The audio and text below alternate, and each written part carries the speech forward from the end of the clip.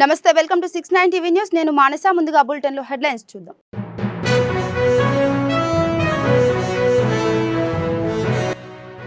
2 లక్షల రుణమాఫీ చేస్తే ప్రతిపక్షాలు కల్లులేని కబోదిల్లా మాట్లాడుతున్నారు వ్యవసాయం ఆధారిత కొత్త పరిశ్రమలకు ప్రాధాన్యతనిస్తుందన్న మంత్రి శ్రీధర్ బాబు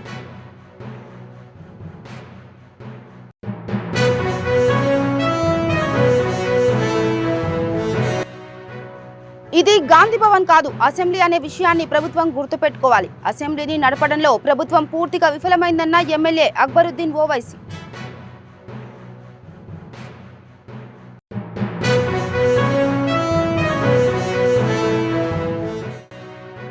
గురుకుల పాఠశాలల్లో విద్యార్థులకు సోలార్ పవర్ ఆధారిత గీజర్లను ఏర్పాటు చేయాలి అసెంబ్లీలో ప్రభుత్వాన్ని కోరిన కాంగ్రెస్ ఎమ్మెల్యే ఆది శ్రీనివాస్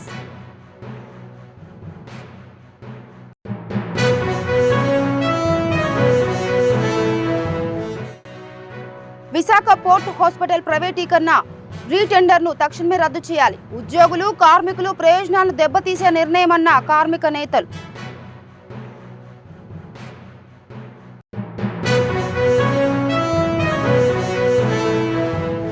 రైట్ ఇక డీటెయిల్స్కి వెళ్తే మహేశ్వరం వ్యవసాయ మార్కెట్ కమిటీ నూతన పాలక వర్గ ప్రమాణ స్వీకారంలో రంగారెడ్డి జిల్లా ఇన్ఛార్జి మంత్రి శ్రీధర్ బాబు పాల్గొన్నారు ఈ సందర్భంగా మంత్రి మాట్లాడుతూ ఒకే దఫాలో 2 లక్షల రుణమాఫీపై బీఆర్ఎస్ బీజేపీ దుష్ప్రచారం చేస్తున్నాయని ఏకకాలంలో 2 లక్షల రుణమాఫీ చేస్తే కళ్ళు లేని కబోదిల్లా మాట్లాడుతున్నారని ఆగ్రహం వ్యక్తం చేశారు వ్యవసాయం ఆధారిత కొత్త పరిశ్రమలకు సీఎం రేవంత్ రెడ్డి ప్రాధాన్యం ఇస్తున్నారని తెలిపారు కొత్త పరిశ్రమలకు రంగారెడ్డి జిల్లా అన్నదాతల భూముల త్యాగమే ఇక్కడి అభివృద్ధికి నిదర్శనమన్నారు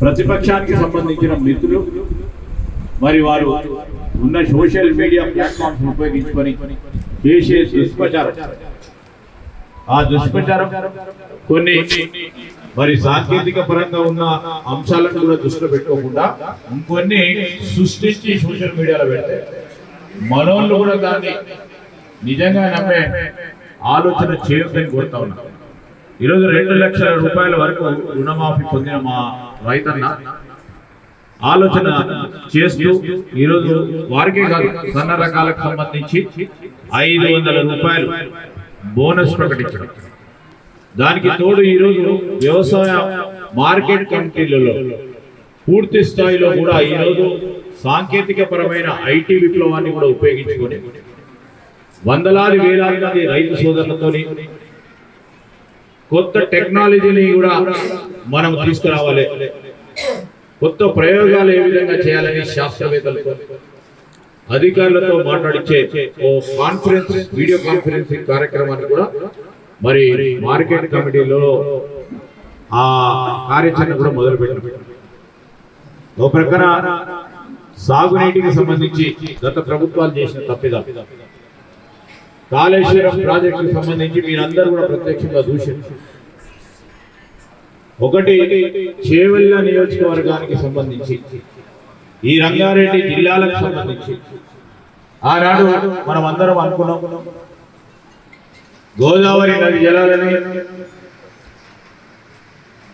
అంబేద్కర్ గారి పేరిట ఒక పథకాన్ని మనం నిర్మాణం చేసుకొని ఆనాడు ముఖ్యమంత్రి రాజశేఖర రెడ్డి గారి నాయకత్వంలో మొదలుపెట్టిన దాన్ని ఈ రంగారెడ్డి జిల్లాకు సంబంధించిన ఎగువ ప్రాంతాల రైతు సోదరులకు నీరందించాలని కాంగ్రెస్ పార్టీ ఆ రోజు ఆలోచన చేస్తే ఇది గాంధీ భవన్ కాదు అసెంబ్లీ అనే విషయాన్ని గుర్తుపెట్టుకోవాలని ఎంఐఎం ఎమ్మెల్యే అక్బరుద్దీన్ ఓవైసీ కాంగ్రెస్ ప్రభుత్వంపై తీవ్ర స్థాయిలో ధ్వజమెత్తారు సభ నిర్వహణపై ఓవైసీ ఆగ్రహం వ్యక్తం చేశారు ప్రతిపక్షాలకు మాట్లాడేందుకు అవకాశం ఇవ్వకుండా అధికార పక్షానికే ఎక్కువ సమయం కేటాయించడాన్ని ఓవైసీ తప్పుబట్టారు సభలో మాట్లాడదామంటే మైక్ ఇవ్వరని అధికార పక్షం ఇలా చేయడం మంచిది కాదన్నారు శాసనసభను నడపడంలో ఈ ప్రభుత్వం పూర్తిగా విఫలమైందని ఆరోపించారు उसके बाद भी ऐसा करें तो कैसा सर फिर आप माइक भी नहीं दे रहे सर अगर ऐसा करना है बोले तो सर ठीक है सर हम अंडर प्रोटेस्ट कि दिस गवर्नमेंट इज रियली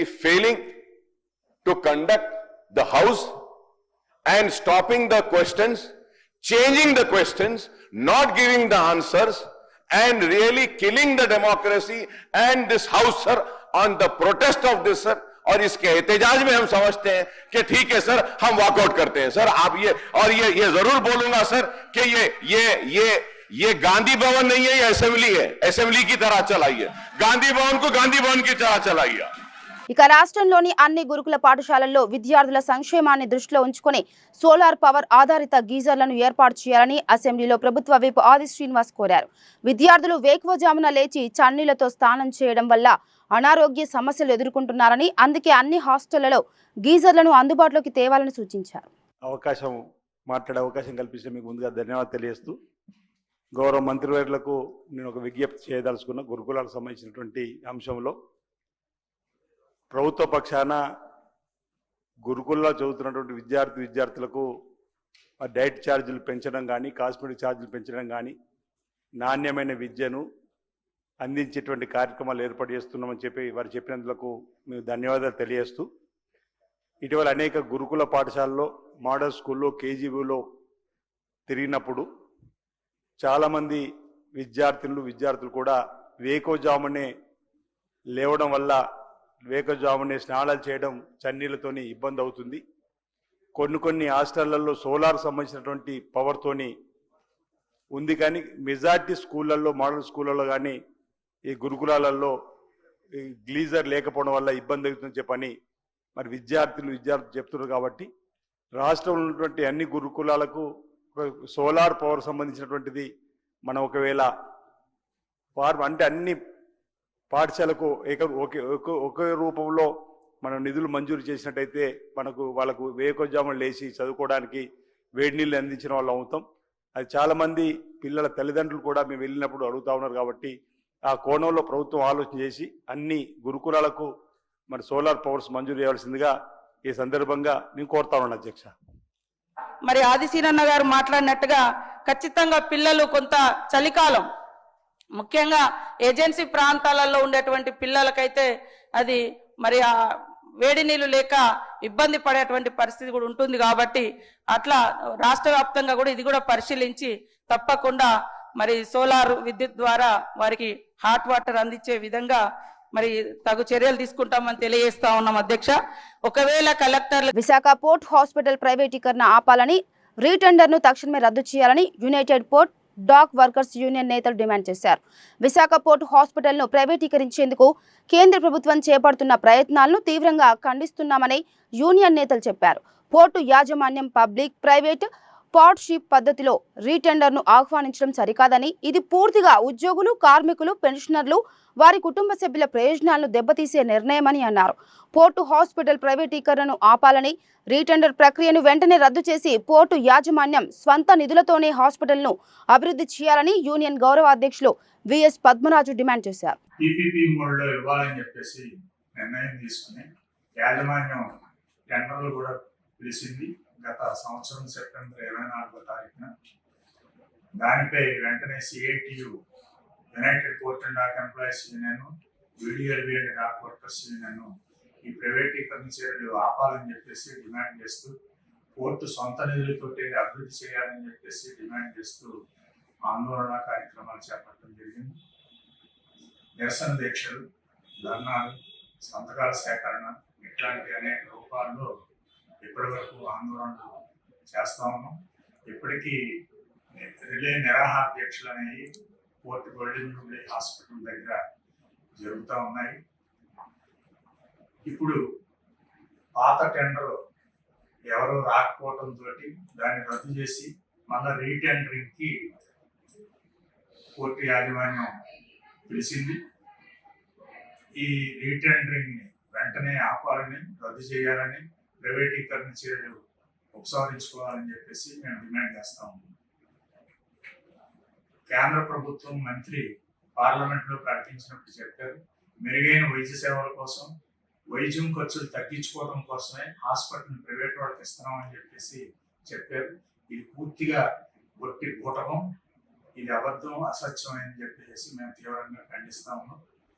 నిజమైనటువంటి కార్మికులు, పెన్షనర్ల ఎడల చిత్తశుద్ధి ఉంటే మెరుగైన వైద్య సేవలు అందించాలని అంటే ఇప్పుడున్న హాస్పిటల్కి అధునాతనమైనటువంటి వైద్య పరికరాలను సమకూర్చుకోవటం, అట్లాగే నిపుణులైనటువంటి డాక్టర్ని నియామకం ద్వారా కానీ కన్సల్టెంట్ల ద్వారా కానీ ఏర్పాటు చేయటం, అవసరమైన సిబ్బందిని ఏర్పాటు చేసుకోవటం, నాణ్యమైన మెడిసిన్స్ సప్లై చేయటం, ఈ రకంగా మెరుగైన వైద్య సేవలు అందించడం అనేది చెయ్యాలి చిత్తశుద్ధి ఉంటే. అట్లా చేయకుండా ప్రైవేటు వాళ్ళకి ఇవ్వటం, మెరుగైన వైద్య సేవలు అని చెప్పడం అంటే దెయ్యాలు వేదాలు అందించడం తప్ప ఇంకోటి కాదు. కరోనా టైంలో ఏ రకంగా కార్పొరేట్ హాస్పిటల్స్ దోసుకున్నాయో, కార్మికులు అలాగే ప్రజానీకం లక్షలాది మంది ప్రాణాలు కోల్పోవలసిన పరిస్థితి ఏర్పడిందో వైద్యం అందక మన కళ్ళ ముందు కనపడుతున్న నేపథ్యంలో ఉన్న హాస్పిటల్ని ప్రైవేటు వాళ్ళకి అప్పచెప్పడం అంటే ఏ రకంగానే ఇది ఆరోగ్య భద్రతకి చేకూరడానికి ఉపయోగపడే చర్య కాదని చెప్పేసి మేము హెచ్చరిస్తా ఉన్నాం. అలాగే ఈరోజు ఖర్చులు తగ్గించుకోవడం కోసం అని చెప్పేసి కూడా చెప్తున్నారు. ఎవరైనా నవ్వుతారు, ఖర్చులు తగ్గించుకుంటే ప్రైవేట్ వాడికి ఇస్తే ఖర్చులు తగ్గుతాయి, మెడికల్ ఖర్చులు అని చెప్పేసి చెప్పడం అంటే ఇది ఎంత అపహాస్యంగా ఉంటుందో మనం అర్థం చేసుకోవచ్చు. కార్పొరేట్ వాళ్ళు ఎలా దోచుకున్నారని 10వ తరగతి పరీక్షలను పకడ్బందీగా నిర్వహించాలని విజయనగరం జిల్లా కలెక్టర్ ఆదేశించారు. సోమవారం నుంచి 10వ తరగతి పరీక్షలు ప్రారంభమైన నేపథ్యంలో పలు పరీక్షా కేంద్రాలను ఆయన తనిఖీ చేశారు. ముందుగా కంటోన్మెంట్లోని సెయింట్ ఆన్స్ బాలికోన్నత పాఠశాలను, మున్సిపల్ ఉన్నత పాఠశాలను ఆయన సందర్శించారు. విద్యార్థులకు ఏర్పాటు చేసిన త్రాగునీరు, ఇతర వసతులను పరిశీలించిన కలెక్టర్ వైద్య శిబిరాన్ని సందర్శించారు. అనారోగ్యంతో ఉన్న విద్యార్థులపై ప్రత్యేక దృష్టి సారించి అవసరమైన మందులను అందజేయాలని సిబ్బందిని ఆదేశించారు.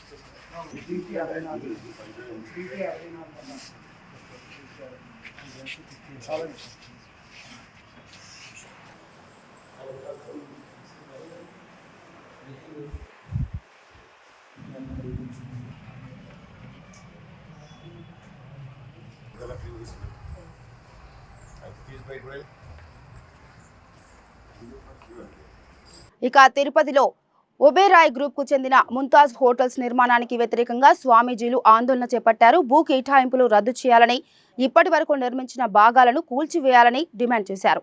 అలిపిరిలో దీక్ష ప్రారంభించిన స్వామీజీలు పాదయాత్రగా తిరుమలకు చేరుకొని స్వామివారిని దర్శించుకోనున్నారు.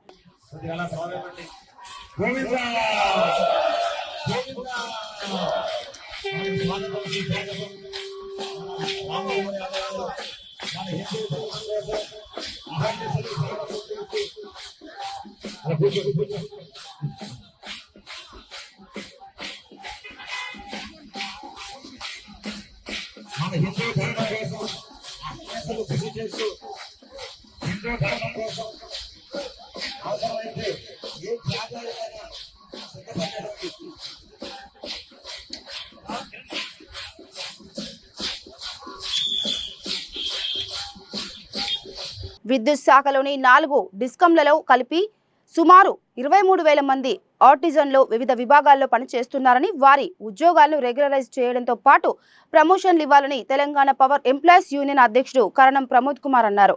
తెలంగాణ పవర్ ఎంప్లాయీస్ యూనియన్ 27వ వార్షికోత్సవ వేడుకలు ఘనంగా నిర్వహించారు. ఈ సందర్భంగా ప్రమోద్ కుమార్ మాట్లాడుతూ చాలా మంది ఆర్టిజన్లు 42 సంవత్సరాల వయసు దాటిన వారు కూడా ఇంకా ప్రమోషన్ లేకుండా ఇబ్బందులు పడుతున్నారని ఆందోళన వ్యక్తం చేశారు. విద్యుత్ సంస్థలు కార్మికుల కష్టాలను, సమస్యలను గుర్తించి పరిష్కరించాలని కోరారు. ఆటిజన్లను ఎటువంటి స్క్రీనింగ్ లేకుండా రెగ్యులరైజ్ చేసేందుకు చర్యలు తీసుకోవాలని కోరారు. ఈరోజు 28 ఇయర్స్ సెలబ్రేషన్, మరి యూనియన్ బర్త్డే సెలబ్రేషన్ చేస్తూ మరి యూనియన్ కార్యక్రమాలు రోజు రోజుకి పుంజుకుంటూ మరి ఆర్టిజన్ కాడ నుంచి, మరి స్వీపర్స్ కాడ నుంచి, ప్రైవేట్ మీటర్ రీడర్స్ కాడ నుంచి, మరి ఆఫీస్ సబార్డినేట్స్ కాడ నుంచి, సీనియర్ అసిస్టెంట్ల కాడ నుంచి, జూనియర్ అసిస్టెంట్ల కాడ నుంచి, జేఓల కాడ నుంచి, మరి ALM to JLM, sub engineers, మరి ఈరోజు అన్ని కేటగిరీస్ మరి అందరూ ఈరోజు 1535లో ఉండడం జరుగుతుంది. దయచేసి అందరికీ తెలుసు, ఏ యూనియన్ అయితే ముందుగా ఎక్కడికైతే ఫస్ట్ ప్రాబ్లం ఉన్నప్పుడు యూనియన్ ఒకటి వస్తుంది అంటే అది కేవలం 1535. ఎందుకంటే ఈ రోజు మేనేజ్మెంట్ తో కూడా మంచి ఒక రిలేషన్ బిల్డ్ చేసుకుంటూ మరి మేనేజ్మెంట్ మా ముషరఫ్ అలీ సిఎండి గారు కూడా మాకు చాలా మద్దతుగా ఉండి ఎప్పుడు అపాయింట్మెంట్లు ఉన్నా సరే మాకు అందుబాటులో ఏది ఉన్నా సార్ మీరు ఉన్నారు అంటే ఇమ్మీడియట్ గా మా లెటర్ ప్యాడ్ మీద రిప్రజెంటేషన్ కి దాన్ని యాక్సెప్ట్ చేసి అప్పుడప్పుడు ఆ ప్రాబ్లమ్ ని సాల్వ్ చేయడం జరుగుతుంది. We're very very thankful for Musharraf Ali sir. 1535 నుంచి మాకు చాలా నిజంగా చాలా హెల్ప్ఫుల్ గా సిఎండి గారు మాకు ప్రోత్సహిస్తున్నారని thank you so much. Right, ఈ మా యూనియన్ నేను శ్రీనివాస్ 1535 జనరల్ సెక్రటరీ మాట్లాడుతున్నా. యాక్చువల్గా ఈ యూనియన్ స్టార్ట్ అయ్యేది ఇప్పటికి 28వ సంవత్సరం. ఈరోజు 27 ఇయర్స్ కంప్లీట్ అయ్యి 28 ఇయర్స్లో అడుగు పెట్టాము. దీనికి మొత్తం క్రియా కర్మ అంతా మా ఎండి వజీర్ గారు, ఆయన ప్రోత్సాహంతో మేము అందరం ముందుకెళ్తున్నాము. ఈ యూనియన్లో ఇంతకుముందు ఏదో ఒకరిద్దరు మా ఎస్పీడీసీలో ఉండేవాళ్ళు, ఇప్పుడు ఈ రోజు చూసుకుంటే దాదాపు మొత్తం ఎస్పీడీసీలు అంతా మా దాంట్లో జాయిన్ అయ్యి ఉంది. ప్రతి ఒక్కరు మా దానికి సపోర్ట్గా ఉన్నారు. ప్రతి ఒక్కరు మా నుంచి మా మీద నమ్మకం పెట్టి వాళ్ళ ప్రాబ్లమ్స్ మాకు చెప్తున్నారు. అదే విధంగా మేము ఆ ప్రాబ్లమ్స్ ముందుకు తీసుకెళ్తున్నాము. మా ముషరఫ్ అలీ సార్, మా సీఎండి గారు మాకు అండదండగా ఉన్నాడు. ఆయన ఏది అడిగినా దానికి రిలయబుల్ అంటే ఇమీడియట్గా చేస్తున్నారు. అది ఒకటి మేము చాలా అప్రిషియేట్ చేయాల్సిన విషయం. అదేవిధంగా ఇప్పుడు కొన్ని ఆఫీసులు ఒక నియంత్రణ పద్ధతి ఫాలో అయింది. ఎట్లా అయిందంటే వాళ్ళు ఇష్టం వచ్చిన డ్యూటీ చేయడము, ఇష్టం వచ్చి ఇది చేస్తున్నారు. అవి కూడా మేము ఖండిస్తున్నాము. వాళ్ళు ముషరఫ్ మా సీఎండి సార్ ఏం చెప్తున్నాడో తెలియదు, కానీ ఆయన చెప్పిన దానికి విరుద్ధంగా కొన్ని వేసి అకౌంట్స్లో తీసుకెళ్ళి టెక్నికల్లో తీసుకెళ్ళి వేరే దగ్గర అలా వేస్తున్నారు. అవి కూడా ఖండిస్తున్నాం మేము. మా యూనియన్ తరఫు నుంచి ఇంకో ఏంటంటే ఈ మధ్య కొత్తగా మేము ఈ సబ్ ఇంజనీర్స్ కావాలని జేఎల్ఎంస్ ఉన్నారు, వాళ్ళకి స్క్రీనింగ్ టెస్ట్ లేకుండా సబ్ ఇంజనీర్స్ ఇవ్వాలని కోరాము. దానికి కూడా ఆయన ఓకే అని ఇప్పుడు వాళ్ళందరికీ కూడా without screening test sub engineers ఇస్తారు. దాని వల్ల దగ్గర ఒక 600 మంది జేఎల్ఎంలు సబ్ ఇంజనీర్స్ అవుతున్నారు. అది చాలా గర్వకారంగా చెప్పుకుంటున్నాం మేము. ఇక నల్గొండ జిల్లా గుర్రంపూడి మండలం కొప్పోలు గ్రామం క్రాంతి ఫంక్షన్ హాల్లో అఖిల భారత యాదవ మహాసభ జిల్లా అధ్యక్షుడు ముచ్చర్ల ఏడుకొండలు యాదవ్ ఆధ్వర్యంలో మండల కమిటీ, యూత్ కమిటీని ఎన్నుకున్నారు. మండల అధ్యక్షుడిగా జాల చిన్న సత్తయ్య యాదవ్, వర్కింగ్ ప్రెసిడెంట్ దోటి గణేష్, ఉపాధ్యక్షులు శంకర్, రాంబాబు, ప్రధాన కార్యదర్శిగా కంసాని చంటి, యూత్ అధ్యక్షునిగా టేకుమట్ల నరహరి, వర్కింగ్ ప్రెసిడెంట్గా శ్రీకాంత్, ఉపాధ్యక్షులు గుండెబైన నగేష్, ప్రధాన కార్యదర్శి భాష్యం నాగరాజు, సోషల్ మీడియా కన్వీనర్ మరల రమేష్లను ఎన్నుకున్నారు. నూతనంగా ఎన్నికైన మండల కమిటీ, యూత్ కమిటీకి అఖిల భారత యాదవ మహాసభ రాష్ట్ర కార్యదర్శి లొడంగి గోవర్ధన్, జిల్లా కమిటీ సభ్యులు నియామక పత్రాలు అందజేసి సాలువాతో సత్కరించి శుభాకాంక్షలు తెలిపారు.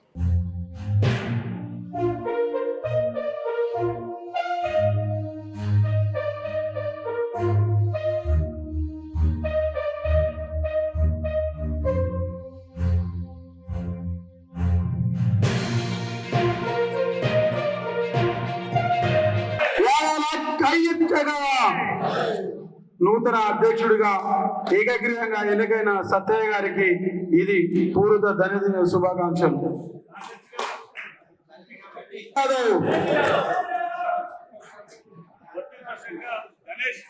వర్కింగ్ ప్రెసిడెంట్ గా గణేష్ చామలేడు, వర్కింగ్ ప్రెసిడెంట్ గా గణేష్, ఉపాధ్యక్షుడిగా బొల్లం శంకర్, బొల్లం శబాబు కొప్పోల్, బాబనగూడెం కడపైన బొల్లం నరసింహ, జక్కలి సైదులు, సంయుక్త కార్యదర్శి అధ్యక్షుడు. ఒక బీపీ మండల్ కమిషన్ అంటే మన సామాజిక ఎరకబడిన వర్గాల గురించి ఆయన ఒక కమిషన్ రిపోర్ట్ లో చెప్పిండు. ఆయన చెప్పింది ఏంటంటే ఒక బీసీ సంబంధించిన వ్యక్తి, మన కులానికి సంబంధించిన వ్యక్తి, అంటే ఎగ్జాంపుల్ మన కులానికి సంబంధించిన ఒక వ్యక్తి ఒక ఎమ్మెల్యేలో కలెక్టర్ అయితే ఆ కులానికి 100% న్యాయం జరుగుతుందని చెప్పుకోవాల్సిన అవసరం కాదని. ఆయన ఎమ్మెల్యే కాగానో ఒక కలెక్టర్ కాగానే ఆ కులానికి మొత్తానికి న్యాయం జరుగుతుందనే భావన కాదు, కానీ ఆ కులానికి ఆత్మవిశ్వాసం పెరుగుతుంది, ఆత్మనామాన్ని పెరుగుతుంది, అతనికి ధైర్యం వస్తుంది. ఆ జాతికి, ఆ జాతిలో ఎడ్యుకేషన్ చదువుకునే వాళ్ళ సంఖ్య పెరుగుతుంది, రాజకీయంగా రావాల్సిన వాళ్ళ సంఖ్య పెరుగుతుంది. కలెక్టరు, ఎస్పీ ఆ విధంగా మన కుల వాళ్ళు ఉంటారు, వాళ్ళ చూసి ఇన్స్పైర్ వాళ్ళు ఉంటారు. రాజకీయాల్లో ఎమ్మెల్యే, ఎంపీపీ ఇంకా పై స్థాయిలు ఉంటాయి, వీళ్ళని చూసి కొంత కింది నుంచి రాజకీయాల్లో పోవాలని. శస్త్రచికిత్స అవసరం లేకుండానే కీళ్ల నొప్పులు మాయం చేసే కార్యక్రమాన్ని అపోలో ఆసుపత్రి యాజమాన్యం ప్రారంభించింది. జూబ్లీహిల్స్ అపోలో ఆసుపత్రిలో ఈ ప్రారంభోత్సవ కార్యక్రమం అట్టహాసంగా జరిగింది. కీళ్ల నొప్పులతో బాధపడుతున్న వారికి ఇది ఒక వరమని అన్నారు. బాధితుల ఆరోగ్యాన్ని దృష్టిలో ఉంచుకొని శస్త్రచికిత్స అవసరం లేకుండానే దీన్ని రూపొందించారు. కీళ్ల నొప్పులు, ఆర్థరైటిస్, వాపు సమస్యలు, స్నాయువు గాయాలతో బాధపడుతున్న రోగుల అవసరాలు తీర్చేలా డిజైన్ చేశారు. అసౌకర్యం కలగకుండా శస్త్రచికిత్స అవసరం లేకుండానే నొప్పులను తగ్గించే విధంగా దీన్ని రూపొందించారు. To talk about joint preservation, and I think she summarized the case very well. If you were a 35-year-old patient who had knee pain, where would you go and what would you do? That is the question that we are trying to answer. We want to provide for our patients who are young and who have early joint damage an opportunity to access the entire spectrum of care that would be appropriate for him in that condition, and therefore enable him to preserve his joint and maintain his joint health for as long as possible without resorting to surgery. So when we said Apollo Joint Program, this is joint in many ways, more ways than one. It's not just that it's about the joint, the knee joint or the shoulder joint or the hip. It's not just about the joint anatomically. It is also because it is a joint effort among many people. This is a multidisciplinary team of orthopedic surgeons, of physiotherapists, of pain specialists, of rheumatologists. Age will be participating. I think there isn't an age limit here. This is about, again, I said in my brief set of words there that the end stage is easy. When it's all worn out, we replace the joint, but we want that to be far away. And the purpose of this is to intervene much earlier along the way. Get your stability right, get your meniscus right, get your cartilage right, get your weight right, get your activity right, get your muscles right, etc. So the younger you are when you start on that process, the more it's gonna be effective. My parents told me to use sunscreen when I was a kid because my skin would sometimes be bad when I was older. I couldn't imagine being older. And now look at it. It's like, I wish I'd listened. The same thing's going to apply to our joints. I think the athletes of the world are ahead on this, but the general population is getting on top of the idea that the leaner I am, the stronger I am, the more I keep moving, the more I manage my diet, the more I manage all the things around it, the longer it's going to last. So we're expanding the health span. Not so much lifespan, but health span. I have patients at home now in their 80s wanting to know why they can't hike Everest because their knees are hurting. That's an unbelievable thought from 50 years ago, but that's where we're getting to. We want to expand that out by intervening earlier. And the second question was? So your role with Apollo Joint Preservation Program? Yeah, so at the moment my role is I'm here as an invited guest to kind of introduced the program. We run a similar program to this at home that we've done for a long time. You know, we've built the program out ourselves. Dr. Ravi was a fellow of ours for 12 months, for a year, an outstanding fellow, and to see him bring that knowledge back here and somewhat ignite some of the interest in what we're doing there has led to this invitation. And, you know, I'd be very happy to participate in the right context. ఇక bulletin ముగించే ముందు headlines మరోసారి.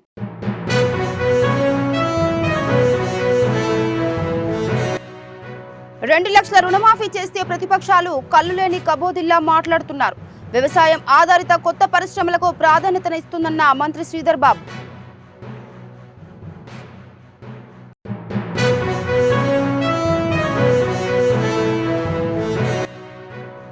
ఇది గాంధీ భవన్ కాదు, assembly అనే విషయాన్ని ప్రభుత్వం గుర్తుపెట్టుకోవాలి. అసెంబ్లీని నడపడంలో ప్రభుత్వం పూర్తిగా విఫలమైందన్న MLA Akbaruddin Owaisi.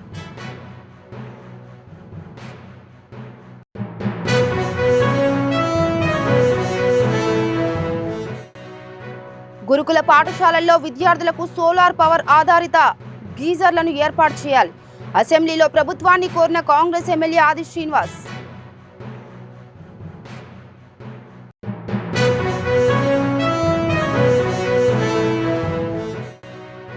Visakha port hospital ప్రైవేటీకరణ రీటెండర్ను తక్షణమే రద్దు చేయాలి. ఉద్యోగులు కార్మికులు ప్రయోజనాలను దెబ్బతీసే నిర్ణయమన్న కార్మిక నేతలు.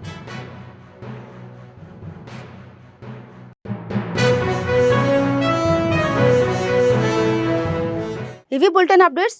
మరో బులెటిన్తో మళ్ళీ కలుద్దాం. అంతవరకు చూస్తూనే ఉండండి 69 టీవీ న్యూస్. నమస్తే.